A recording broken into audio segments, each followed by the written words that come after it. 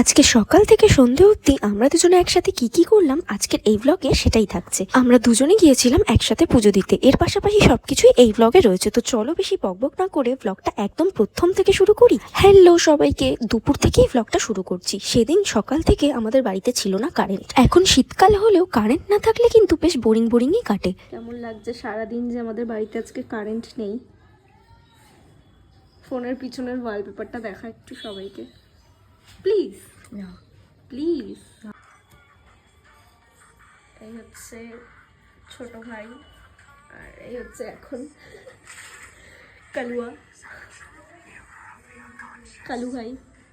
কারেন্টের জন্য অনেকক্ষণ অপেক্ষা করতে করতে আমার কিন্তু বেশ খিদে পেয়ে গেছিল, তাই জন্য আমি দুপুরের খাবার নিয়ে খেতে বসে পড়েছিলাম। খেয়ে দিয়ে উঠে দেখি 2:30 বাজে, ওমা কারেন্ট চলে এসছে। সকাল 8:30টার পর এই 2:30 নাগাদ কারেন্ট এলো। এর মধ্যে দেখি রান্নাঘরে গিয়ে বাবা কিন্তু এনেছে মিষ্টি, তাই জন্য আমার খাওয়া তো যেহেতু হয়ে গেছে, প্রতিদিনই দুপুরে খেয়ে দিয়ে উঠে আমার মনটা কেমন যেন একটু মিষ্টি মিষ্টি করে। আর আজকে তো আমি ফাইনালি মিষ্টি পেয়েছি, আজকে তো ছাড়াই যাবে না। আসলে বিকেলে মা পুজো দিতে যাবে বলে বাবা মায়ের জন্য এনেছিল, কারণ মা আজকে সকাল থেকে উপোস ছিল। যাই হোক, আর তো লোভ সামলানো যাচ্ছে না। তোমাদের মধ্যে কারা কারা এই রসমালাইটা খেতে ভালোবাসো আমাকে কিন্তু কমেন্ট করে জানাতে পারো। আমার কিন্তু এটা ভীষণ খেতে ভালো লাগে।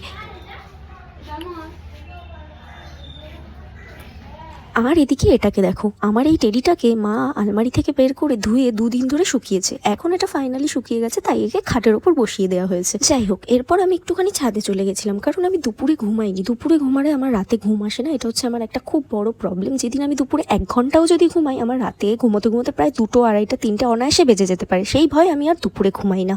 আর এখন তো দিন ছোট, শীতকালে দুপুরে খেয়ে দিয়ে ছাদে হাঁটাহাঁটি করতে আমার একটু ভালোই লাগে। কি ভাবছো তোমরা, আমার ভাই মন দিয়ে বই পড়ছে? না না, সেরকম কিছু না, ও মন দিয়ে ফোন দেখছে, সেটাই আমি তোমাদের 2x জুম করে দেখালাম। তারপর আমি একটুখানি ছাদে হাঁটাহাঁটি করলাম। আসলে বিকেলের গাছপালাগুলোর ক্লিপগুলো নিচ্ছিলাম, যেগুলো খুব সুন্দর লাগছিল। যাই হোক, বিকেলবেলা আমি এখন রেডি হয়ে গেছি, যাবো এখন পুজো দিতে। আমাকে অবশ্যই জানিও কেমন লাগছে। বাইরে তো অলরেডি অনেক ঠান্ডা পড়ে গেছে, তবে মা আমাকে এখনো সোয়েটার বার করে দেয়নি, বাট বাইরে ভালোই ঠান্ডা ছিল। ধূপকাঠি মোমবাতি কিনে নিয়ে বেরিয়ে পড়লাম। মা আর ভাই আগেই চলে গেছে, আর আরেকজনও কিন্তু চলে আসবে। আমার বাড়ি থেকে জাস্ট 2 মিনিট লাগে মন্দিরে পৌঁছাতে। আর দেখো, বলতে বলতেই কিন্তু চলে এসছে। ও তো চলে এসছে। এবার আমরা দুজনে মিলে একসাথে ধূপকাঠি আর মোমবাতি জ্বালিয়েছিলাম। তারপর এখানে পুজো শুরু হবে, আর আমরা অঞ্জলি দেবো না, কিন্তু আমরা পুজোটা পুরো দেখবো, তাই জন্য আমরা এখানে তাড়াতাড়ি চলে এসেছিলাম। এরপর ব্রাহ্মণও চলে এসছে, পুজো শুরু হবে। আমি একটু এদিকে বসেছিলাম আর ও বসেছিল ওইদিকে। আর ধুনোর ধোয়ায় ওর চোখ দেখো, খুলতেই পাচ্ছে না চোখ।